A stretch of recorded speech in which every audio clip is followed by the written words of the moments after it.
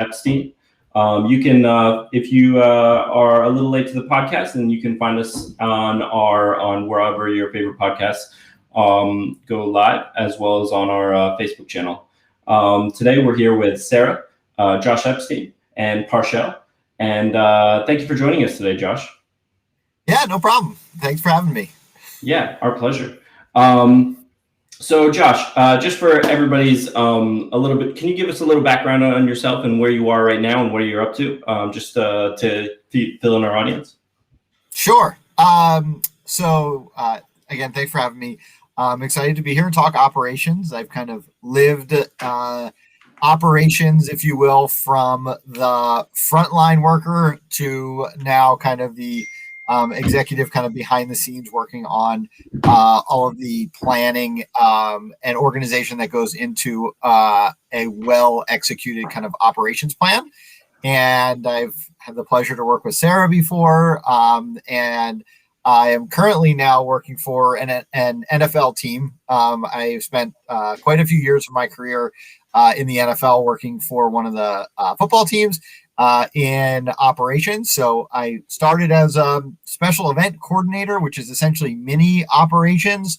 So very short-lived, kind of time period defined events, and putting those together to where I am today, which is more whole scale, large scale, organization-wide operations, and helping us deliver on expectations for our customers, for our fans, for our stakeholders and sponsors, ticket members. All of that goes into what we do. So I spent a lot of time doing it. So can you just a quick overview? How would you describe the role that operations plays in businesses today? Yeah, so I think a lot of people look at business as, their sales and then their service. And operations is really the piece that puts all of it together. I think we spend more time on the service side than the sales side, but also sales can't sell without the product or the service that we are, or your company is putting out there. So to me, I think operations lives at the intersection of every department within an organization and is really kind of the glue that holds it all together. Ultimately, the operations goal is to be able to deliver on what sales is selling, no matter what that is, in a successful way that the client or whoever's the buyer is expecting. And obviously, if you can, you go above and beyond those expectations to keep clients happy. So that's awesome. I imagine it's like a little bit different when you were working for an NFL team and you're working for some of the other organizations that you've worked for in the past. Because I know in particular, you've got the opportunity to work with Sarah from an international summer camp program that you guys were running. Can you talk to me a little bit about specifically what it was like working in these different areas, and also I guess kind of is operations very different from company to company, or is it typically or do you find it typically more similar than different? Yeah, so I think overall operations really differs. It does differ company to company, very much based on culture and product. So obviously, every company is a little bit different in the way that departments interact with each other. And sometimes it's very streamlined and there's very defined sets of responsibilities. So in an NFL team, in a large scale organization, there are very defined kind of boundaries of where people work, and often multiple different departments that all have their own responsibilities.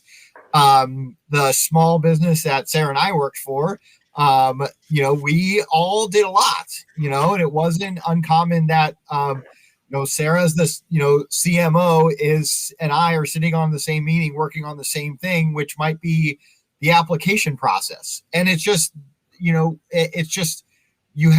every company is different in that way.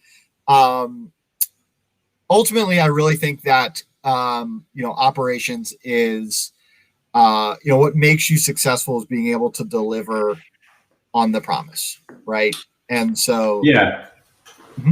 Well, I was going to say, Sarah, when you were working with Josh, and you were working, from a mixed role, but largely like a CMO role. What was it like working? Like, what was it like for you in the marketing position to be working with Josh in operations, and how important was that? I mean, it's critical, right? Because what I was essentially selling as the marketing person, we were advertising our product service.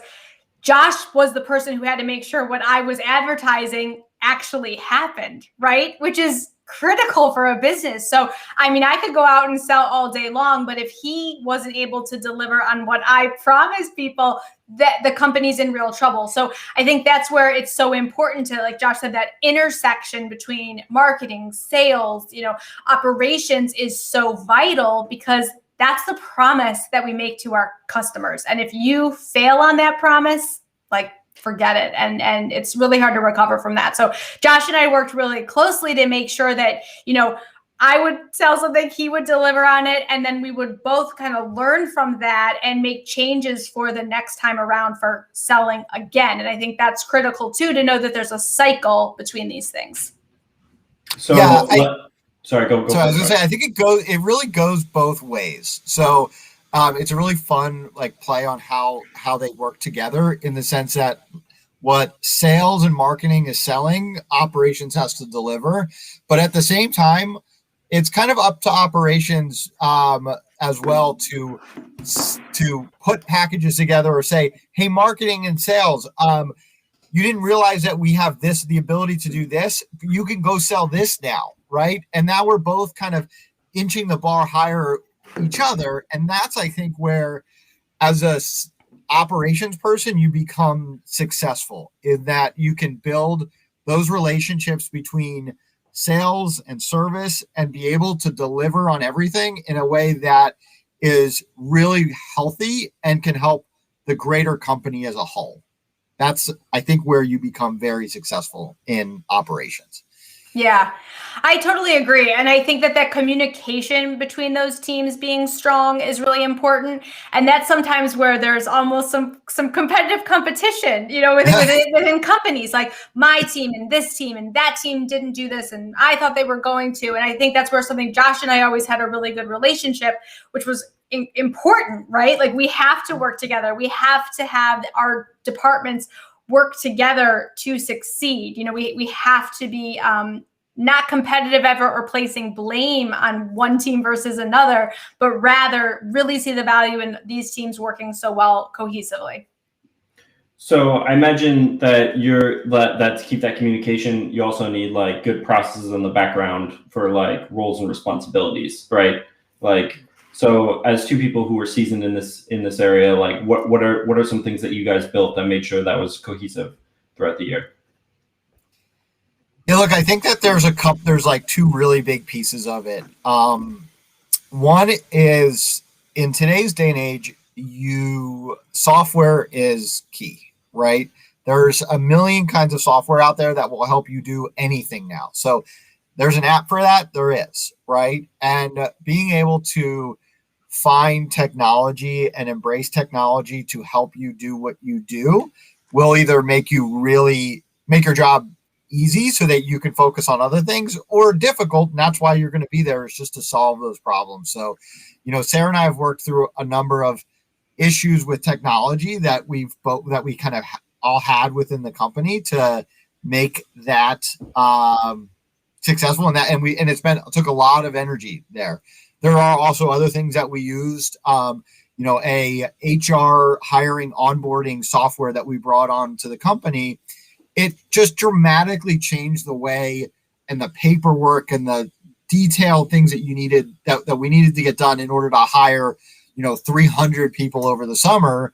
We brought on this technology piece to help us, and it helped operations, it helped HR and finance, it helped our risk management, it helped everything that we do in the company. And then my second piece of it, aside from technology, the second piece I think are really, SOPs, standard operating procedures, and best practices. So as working in the NFL, they are amazing at this. The league office puts out best practices for everything from fan behavior to season ticket, to like how to sell to season ticket holders, to COVID this year and how we should deal and what the best practices are when dealing with COVID related issues. And so that is something I think if you rely on partners like that to help build those documents, they can really be like the foundation of what you work off of. Yeah, and I'd love to like get into that COVID piece, particularly because of the year we just left. But right now, what would you say is some qualities that like make a really good operations manager in particular? Because I'm assuming like there's a lot of people who might jump into the role and really struggle with it. So what are some good qualities that you'd be looking for in an operations manager?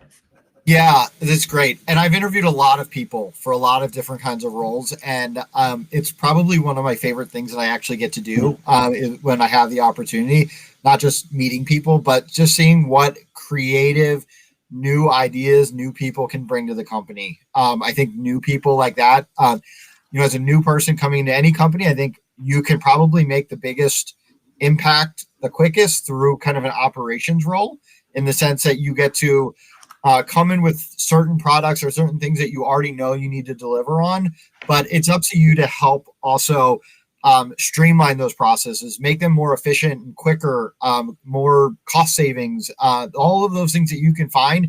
They give you a lot. There's a lot of opportunities within operations to really make a difference there. And so when I'm looking at somebody for like an operations role, I really want to find someone who won't say no.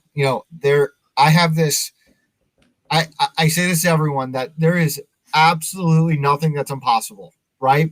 It may cost more money than is on this earth to do, but it's not impossible. Or it may take more time than we have right now to do it, but it's not impossible. And if you can go into any problem like that, that I think is really key, just to be open-minded and say, yeah, this is going to be hard.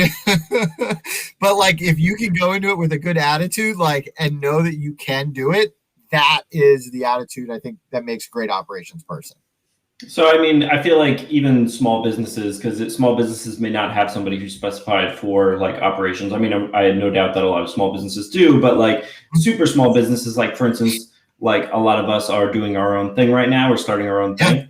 And so having some like in that same sense, like can you think of some things that you would recommend that people who are operating these really small things can consider when they're trying to execute well, especially their ambitious projects?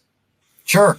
And I think we should also clarify that, you don't have to be an operations manager to be operations. You can be a consultant. And you know what? Part of the time you're selling and part of the time you're delivering, and the other time your operations. You're trying to put your company together in a way that's really efficient, right? Or you're, a photographer and you're going to go sell yourself and you're going to put these products together, and that's great. But then there are the other times where you're like, have to schedule and see how many time blocks do I have allotted in a week, and what is the way I can use those the best, right? And so you don't need to be an operations manager or a director of operations or something in a big company to do this. I think everybody kind of does it every day. And those of us who are working in small businesses ourselves, or working for yourself, the hustle, right? I just said, like, nothing is impossible. And if you're working for yourself, like, you probably know this already, that you've been met with roadblocks and, people who have said no, and you just have to get over that, right? You've got to find a way to get over that hump to get to the other side. And that's like, I think the operation side of you coming alive to make your business continue to run. Hey, Sarah. So I asked Josh, what he considers good qualities for somebody that he might hire for operations. Mm-hmm. Like for I'm assuming that at some point you were in a position where you had to work with somebody new who was coming on the team. Like what are some things that are important for operation managers to keep in mind when they're working with other people, like when they're working with other teams, if that makes sense? Yeah, I mean, I think I love what Josh said too. When someone new comes on your team, I think the opportunity for new perspective is amazing. If you're a manager, though, who says, nope, we're set in our ways. This is how we've done it. We've done it this way for 20 years. Like, that's just not going to allow the company to grow. And when a new team member comes on, they have this unique ability to see things with fresh eyes. And I know Josh and I always enjoyed that, like, new perspective. Let's look at this from another angle. Let's think creatively about this. So I think if you're a leader, if you're a manager, being open to that new perspective, which can be challenging, right? Because sometimes someone could say, hey, Josh, I noticed this way. And you can get almost a little bit defensive about that. But see that as an opportunity for just tremendous growth on your teams. And then, allowing that to flow into the other teams is really important as well. That's I think flow is a good word to use there, because what one team does, really does impact the other teams. Yeah. I kind of love when you are in this conversation and you're having a conversation around a conference table when we used to get together, or a Zoom call, and it gets a little quiet, and then you're like, okay, guys, let's just hear me out, right? And it gets a little quiet, and you're like, come into this with an open mind, just hear me out. Like, often those are kind of some of the best conversations that you get to. And either it's your people are open to it and we continue to talk about it, or it gets shut down right away and we move forward. And that's okay too. Like, you've got to be able to move forward with the direction that you have, the goals of your company, the financial situations that you're currently in. You may not be able to do everything right away. And so you might have to say no, but I think it's quite often fun when you have that moment where you're like, hold on, what about this crazy idea? And then you see where it goes. We might have had that conversation a few times before. Yeah. But I think that's what makes operations really fun is, right? Operations has this ability to control what actually happens. And I think that's, Josh, I'm imagining what makes your line of work especially fun. Now, granted, in COVID, it could not necessarily be fun, but you're certainly learning and growing and evolving, which to me ends up being fun. I love those, learning opportunities and experiences. I think there's ways that you especially in operations, that you grow every single day. And I have never had the same day twice, like ever. Never, ever. It's never, ever happened. And I also don't really know what's going to happen today when I wake up. Right. And to me and my personality, I actually really enjoy that. I don't know what's going to happen when the phone rings and I'm like, okay, like, well, this is a great problem to have, or here's an issue. And, most recently I've been working in security. Right. And that brings along with it, the oversight of the COVID stuff, but also, the physical security of our buildings and what we do and where we, and our people. And, again, like, you don't know what's going to happen when the phone rings. And that's why I kind of love the operations world.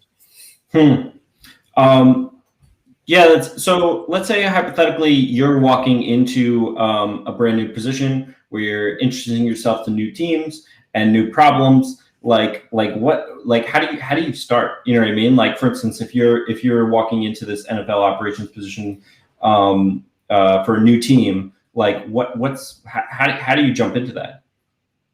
Yeah, you definitely have to listen first, right? You've got to be able to listen and understand what's already in place and why.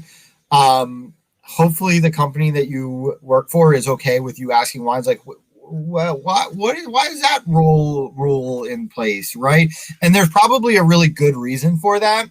I would say take those, ask the why questions, and then try to process through, like, if you were in that position when that happened before, would you have done the same thing? Would that rule have come about? Blah, blah, blah, right? Just like, traveling through airports now, like, if you kind of look back and you say post 9/11, like, these are the changes that were made. Okay, well, I understand why. And this is the current status of where we are. Now, we may have to get more creative on how to make your airport experience better, but we can probably do that, right? We can probably redesign the line so that it doesn't look like you're walking way down that way and then way back the other way, right? Like a simple snake back and forth might make that optics look a little bit better, right? And I think as like an operations person, that's what you're trying to find is how can you make your clients more, happier with some of the same constraints that you currently have. That's interesting because it sounds like that you're kind of in a little bit of a design space too, because you have to design solutions for all these potential issues that you guys are coming against. And it's not just like execution. It's like, how can we, improve the experience of the people who are using these systems that we have in place? And how can we make, like these things all more streamlined? So like, let's say hypothetically, you have somebody like Sarah, who's like, hey, we're thinking about doing a summer camp on the moon this year. What do you think of that? And we've made all these great flyers, and can you help us get there? And on your side, you're like, I don't know if we have the resources to execute summer camp on the moon this year. How do you, when are you like, this is ambitious, but I can, but we can make something work here, versus like, this is super impractical. Like, how are you communicating that? How are you making the decision that this is impractical? You know what I mean? Like what goes into that, like in that communication? Yeah. I mean, I think that's like that, I would ask, why are you trying to get to the moon? Right. And like, why exactly do you need summer camp on the moon? And Sarah's going to tell me, well, I have a bunch of kids who are like really want to be astronauts. And so like, clearly our camp has to be on the moon. Right. And then we can have a conversation, and maybe we have a conversation from there that says, well, how do we simulate that? How do you get that same feeling, but a little bit closer to home, right? Maybe not so dangerous. And let's do something that's a little bit more practical. And that's where you find like the really sweet spot of, okay, let me go out here and like, maybe we have to go to a like NASA facility, and maybe we have to do the zero G airplane or whatever, but like maybe we can give you all of those same experiences that you're looking for in a different package, right? That's a little bit more feasible.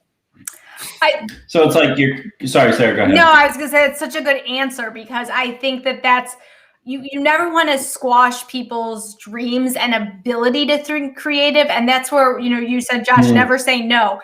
No is so detrimental. But to say, that's an interesting idea, how can we do that with the resources that we have? And like you just explained, I think that's amazing. And I think that's where a lot of people go wrong with this. And it's like, Josh told me no, and now I'm mad at him and I'm upset and my idea is squashed, and I'm not going to be creative for 6 more months because I feel deflated from that, right? Versus having a conversation and saying, thanks for that creativity. Let's figure out, a scaled back version to make that happen. And I think this is where communication is just so critical. It's so easy to squash something, but it's a totally different vibe if you can squash it without, squashing it, but saying, let's morph that into something else. I just think that's really an amazing answer you had there, Josh. Oh, thanks. Yeah, no, that's that's awesome. So this past year, has been like chaos, and I'm assuming that in a lot of people's roles, and I'm assuming Josh, in your role, you had to build like all new systems to deal with all like a whole new set of problems that are like once in a lifetime issues. Like what was that transition like for you? Just to start off with. Yeah. This is a really, really interesting year for a lot of reasons. I think every single person that's listening to this will agree to that. And no matter what business you're in, from like you working for yourself or working for a big, multinational company, everything has changed this year. I think what it made me realize again was how impactful operations can be, right? So I know that, when you walk into our building now, you need to take your temperature, you need to answer a health screening thing, you have to have signed your waiver. Maybe, there are companies that, are legitimately, like walking up to you with the temperature thing and taking your temperature, and it's a little bit invasive, right? And on the operation side of it, I just feel like there's a lot we can do, again, given these restraints of what we need to do to keep everyone safe, but to make that a better experience, right? Let's reimagine what you walking into our building looks like today. You might have walked in and just walked straight in. Now we know you need to stop twice, but maybe something as simple as like putting a little shield up between two people makes you more comfortable and truthful answering your questions, right? Like thinking through those kind of things. Maybe we, instead of on the screen when we take your temperature saying, congratulations, Josh, your temperature was 98.1 today, right?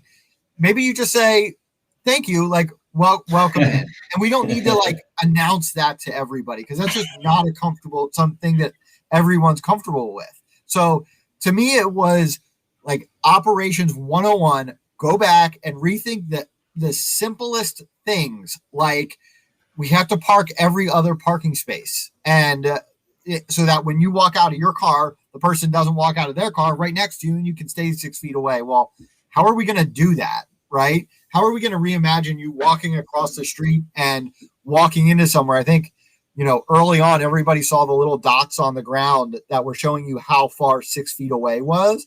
And I think that's something that like the operations people learned really quickly was stay 6 feet away, but nobody knows what that is, right? So let's give you little markers. And like when you stand on your dot, I think you generally feel comfortable that you're following the rules and you're 6 feet away.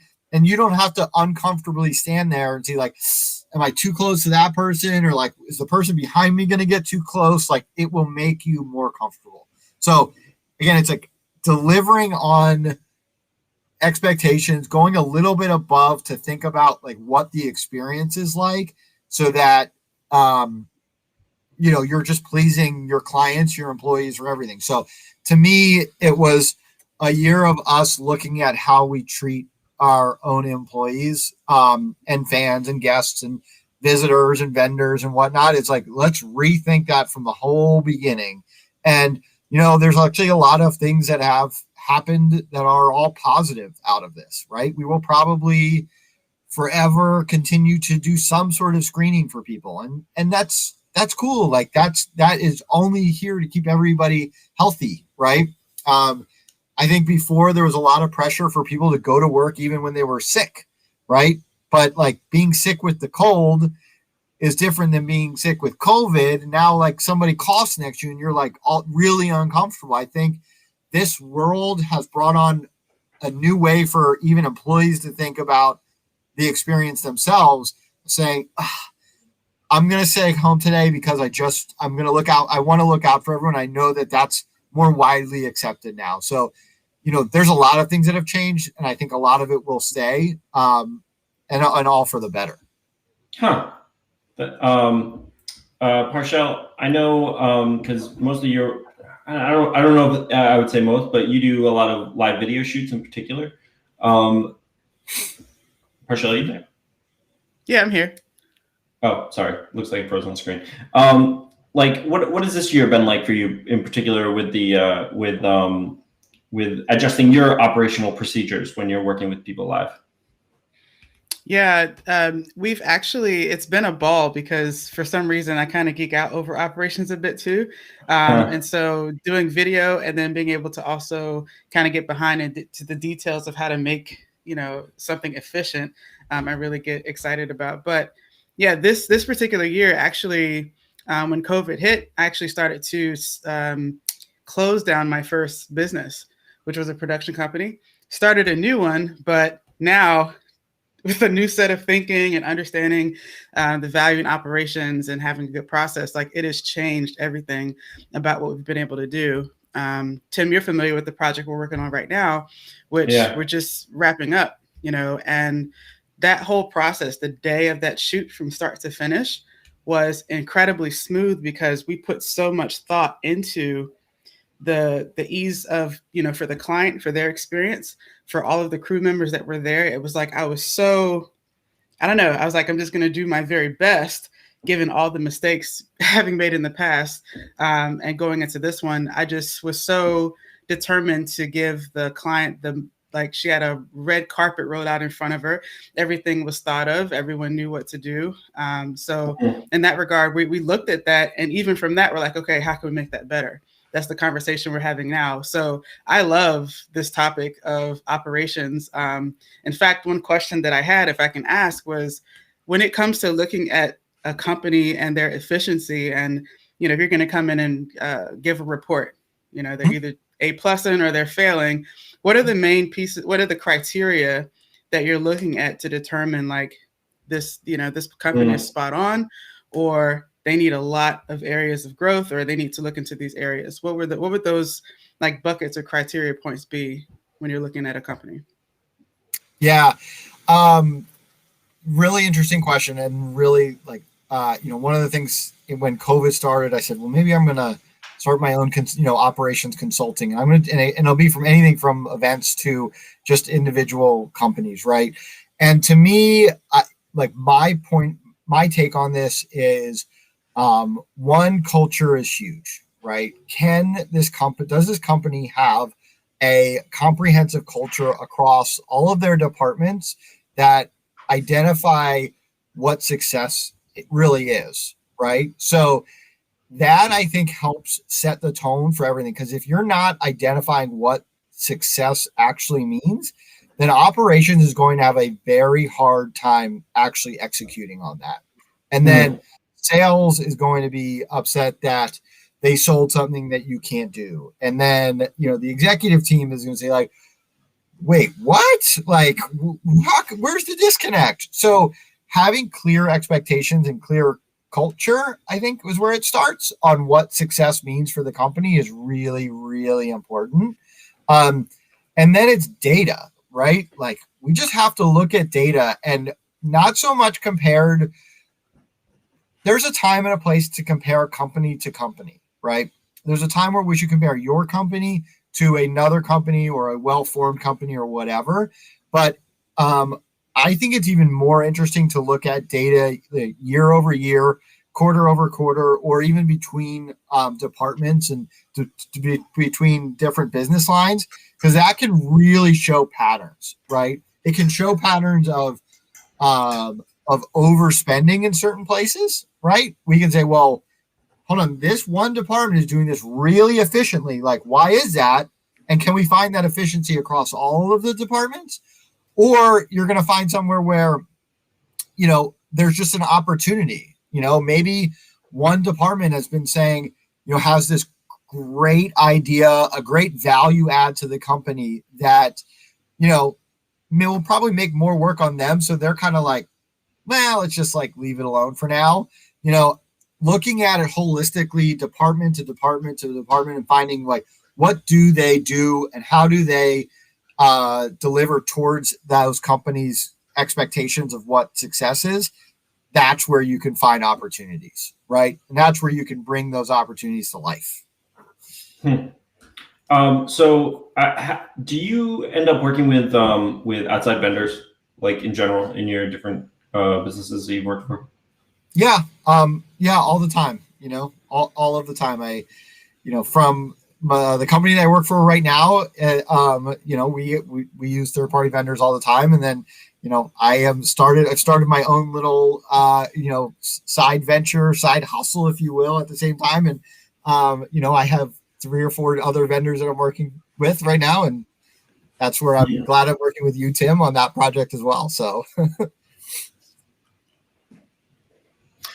Do you think there are like special operational challenges when you're working with outside vendors versus like your own internal team? Yeah, I mean, I think it's just, especially if a vendor is kind of operationally driven, right? So if you are, an event space, right? And you are selling, you've got a client who's going to bring their wedding there. And then you've got to bring in the tables and the DJ and the right? Like those kind of things where you're relying on outside vendors as part of your success is hard, right? It's like, it's stressful on your end because your fate is kind of in the hands of somebody else. But ultimately, I think that's where experience really matters. because you know what questions to ask, right? You know, when I hire the caterers to do this event, like your very first time you hire a caterer, you might not know that you need to ask if they're going to bring the plates and the silverware, right? They may think they're just bringing the food and you're like expecting them to do everything, and now you got food and no plates. Like, that sucks, right? And hopefully your vendor is a good enough vendor that they would say something to you. But that's, I think, where bringing in a consultant or someone who has done this sort of thing in the past can really help you get those first experiences under your belt, so you know the questions to ask and you know how to keep someone accountable and when to check in and how to communicate, all like really important things. Sorry, go ahead. Sorry. Well, no, I was just going to say, I think that goes back to Parcel's point of, she said, she planned so well that the day of things were pretty easy. But I think you often think about operations as like the event and on that day. But I don't know, Josh, what your answer would be, but I would say, a large percentage of operations is done long before the day of the event. Even, I don't know, 95% of it is done. So you can show up that day, as Parcel did, confident that the day is going to go well. I don't know what your thoughts are on that, but I thought that was a good point she brought up. No, it's a great point. I mean, so it's funny. I used to think that, working, I worked for a couple of baseball teams as well. And like, I always thought that in an operations world, we should have everything ready to go before the game, right? And the only thing I need to worry about are the 90,000 variables that are attending the game, meaning the fans, right? They are the one, every person is their own variable, and they all bring their own issues and problems and things that you have to react to. And, certainly if you didn't have them, then things should go well. But that's what's going to be your success or not, right? So take care of everything you can prior to, so that when those 45,000, 70,000, 90,000 variables do show up, right? Or it could be 5 variables if you have, in a small space, when those variables do show up, that you are able to react to them. Yeah. Now I'm when I work on projects, I get paranoid that I'm like, oh, am I like not thinking about something? Like, did I not ask a question that I should have asked? That, you know what I mean? Like, where I feel like in the past getting started, I just really, this sounds super silly. I just underestimated the value of preparedness. You know what I mean? Like, it's such an obvious thing, and like, it's something that people tell you, but like, for me personally, I didn't realize how important it was to have good, like, just basically make a list. You know what I mean? Like, make a list of all the things you have to do today, make sure all these things get executed. How much that can protect you from basic stuff falling by the wayside and creating massive problems in particular. So I know that you're now about to jump into you've already jumped into a new venture. Do you feel comfortable talking about it a little bit on the podcast? Yeah, sure. Awesome. I'm happy to. Look, my nothing is impossible mindset is like a blessing and a curse. In the sense that, like, if I can't find something that I want, like, I'm going to try to figure it out. And so, yeah, Tim, you're helping me with it, actually, and Sarah as well. I would say about a year, maybe a year and a half ago now, I got really into coffee. And I just like love coffee, love espresso, love all of that, and found myself drinking espresso a lot. My job, no matter what I've been doing, I'm always kind of busy running in and out of the house. I've got 2 kids and a wife and family. And I just like, I'm always all over the place. And so I love coffee. I love my job, and I need to like take them together sometimes. And so I was like, I need a cup to take my espresso with me. And I went on Amazon and I said, espresso to go cup. Like, there was nothing. It was like, that's weird. So Googled it, like, where are these espresso to go cups? Where is this? And just couldn't find it. And then I was like, okay, well, I guess I have to make one myself. And I was going to make one. And then fast forward a year now, I've been through a lot of design processes. I've spoken with Sarah and Tim about this a lot. My new company is called Sprogo. So a little play on words with espresso and to go. So we're called Sprogo. And we have designed and kind of created an espresso to go cup. So it's a coffee cup. It's very small. It is perfect for your espresso drinks. But this honestly came from the sense that like I wanted this and I couldn't find it. And my operations mind was going to be like, I have to make this. So I 3D printed some things first, and I had never done that before, but I had to do it to design this. I was like, I can think of it, but I need to like, hold it. And then, now I have a manufacturing company that's making 3,000 of these things. They'll be on sale at some point in the next couple of months. I've been learning a lot. I didn't know what the patent process was. We're now officially patent pending. We've trademarked our name. We've done all of those kind of things to form this little tiny business of mine that I just came from a sense that I wanted this, but it didn't exist. So I had to go make it. and then, a lot of good feedback and talking to experts and people and like, oh, that's really interesting. That's how Sprogo kind of came to be. I kind of feel sometimes like I'm just the operations guy driving this bus. Like I had this idea, but I had my wife, thank God, is a like creative person. She was an architect by trade. So she did all my drawings for me. I'm relying heavily with Sarah on my social media and marketing plans. And Tim, I reached out to you on the creative side. It was like kind of quintessential me. Like I had to make this. I wanted this. I had to make it. No wasn't an answer. And I may need to involve a bunch of other people to help bring it to life. But like, it's kind of coming to life now. And I'm actually really excited because a lot has happened over the last couple of weeks to be able to get the patents in, get the company formed. The website's live now. So I'm pretty excited about that as well. That's pretty amazing. It's amazing. It's so great. I think to his operational credit, what's cool about watching Josh do this, and I mean, I remember the first day, 18 months ago, that he's like, what about this? And I was like, that sounds cool. And here we are, and you're holding it in your hands. Like, that's amazing. And I think what's cool about that process is you just put one foot in front of the other and figured it out. 18 months ago, correct me if I'm wrong, you didn't know how to do any of that stuff, but you figured it out.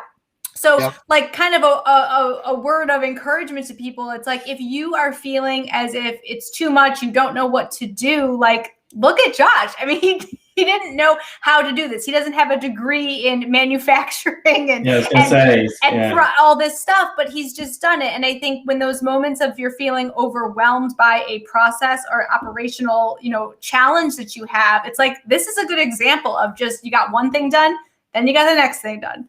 Then you got the next thing done. And here you are with a viable product. It's amazing.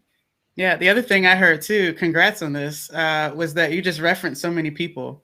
I got this, I got Sarah, I got Tim, and the other reminder as an encouragement too, is that you don't have to do everything by yourself. That's been probably the biggest mistake I made, early on with getting started, was just this like super, like, I'm going to do it all myself. You know what I mean? And it really doesn't get you anywhere. The more that you collaborate with people that you trust and that you also care about you, it makes a huge difference. So I also kudos to you guys too, because you all are a part of making this happen. I mean, it's not just, it's so many people.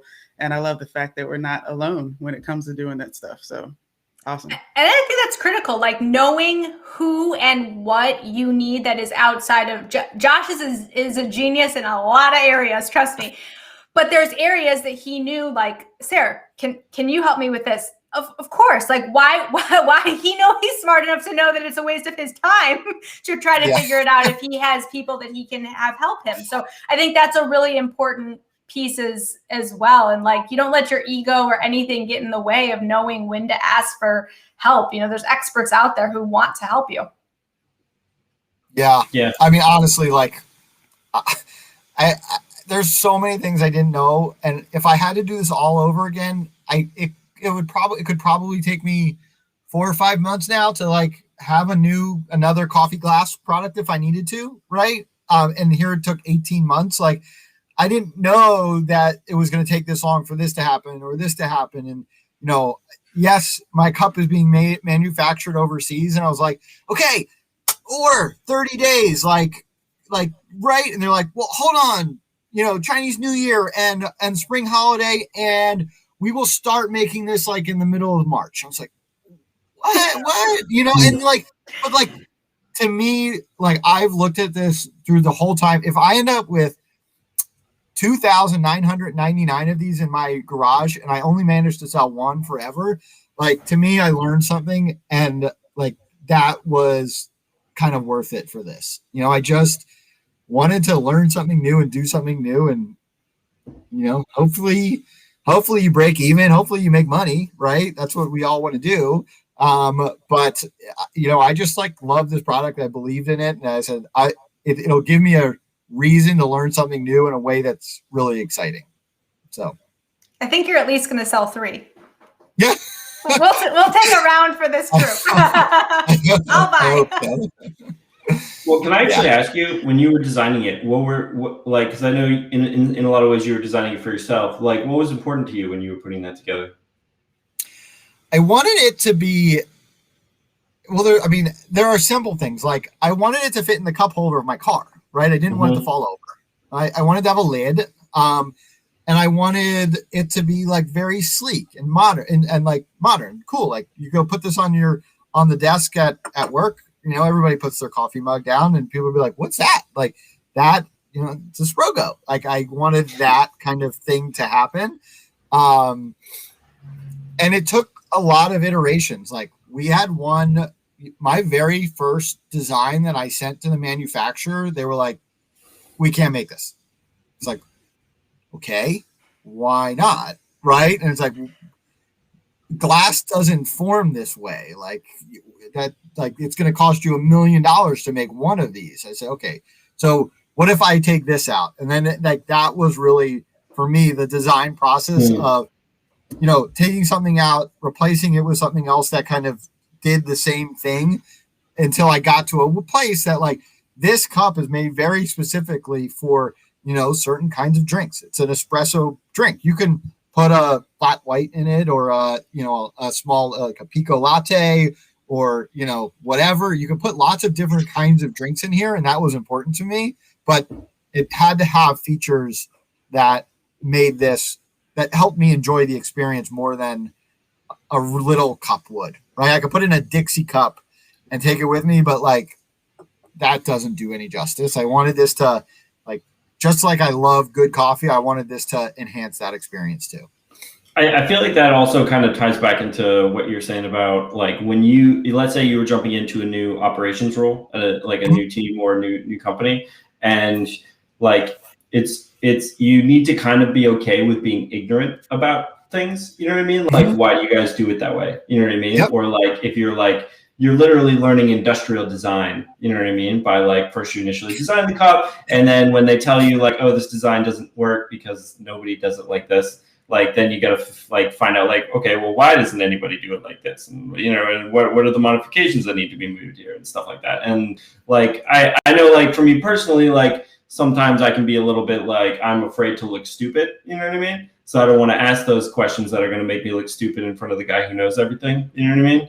So yeah, I think that's really important for everybody in particular. Yeah, I think you just got to go out there and get it, and like, and ask, and and if you're really passionate about it, that's what you're going to do, and you're going to do everything you can to be successful no matter what you do. And if you have to ask the question, like, ask the question. The worst thing that can happen is they say no, and or whatever. But ideally, you are, respected. If you are brought in for an operations role, you were brought in for a reason, right? It might be your attitude, it might be your appearance, it might be all of it.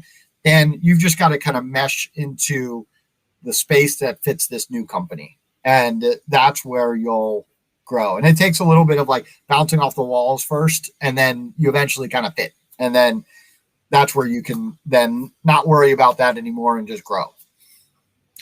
So I before we kind of like close out here, I just want to ask you one more question. If you're gonna give some advice to people who may not have your background, who are looking to start their own business, and or design a product or something along those lines, like what are some like simple like behaviors, habit, processes that they could implement to kind of like get started and help them kind of stay on track? Sure. So I'm going to kind of relate this back, I think, to the way that kind of operations touches every part of a company in every department in every way. And just know, like, if you're starting your own business, you're going to wear all of those hats, right? And at some point you need to wear your sales hat, and at some point the operations hat, and maybe eventually the HR hat and that sort of thing. And like, that is okay. And that is expected of you when you have your own business and you're growing your own business. But I think it takes a lot to be self-aware that you're wearing the sales hat right now, or you're wearing your operations back of house, back end, hats today. And people sometimes say to me, they're like, I want to work in sports, or I want to work in coffee, or I want to work in the film industry, right? And there's no job like director of the film industry. That's just not there. But you can be a great creative in that industry, or you can be a great accountant in that industry, or a marketing person, social media expert in that industry. And there's like lots and lots of ways to wear those individual hats in a space that you're really excited about. And I think, like, to me, I found that with sports and live events, and a little bit with coffee now. And I think that a lot of, hopefully, I think everyone that I'm talking to here today, you all like are in a space that you really love. But do something you love, do something you're really passionate about, and wear the hat that you have to wear today in that space. Sarah Purcell, do you wanna add anything? I think that's great advice. I love it. I think that the impact is just it can be seen on so many levels. Josh told me a story from early in his career, and Josh, correct me, I might get it wrong, but they asked you to go or flush every toilet in the stadium. And that's not a great job at any level, but he did it. And I think that that's, a testament to, now it's kind of funny and we can laugh at this, but like, if he hadn't gone around the stadium and flushed all those toilets, he wouldn't be here today. Like, if he would have had the wrong attitude that day, if he would have done half or cheated the system, like, oh yeah, they all work, and he didn't check them all.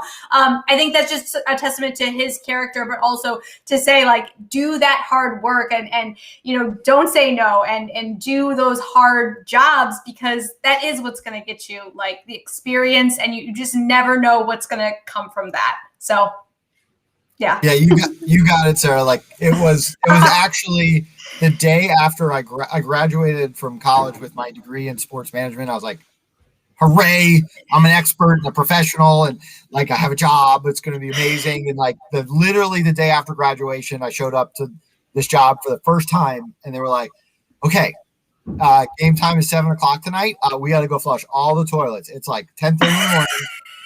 I was like, are you kidding? He's like, I have a degree. I graduated. Like, what?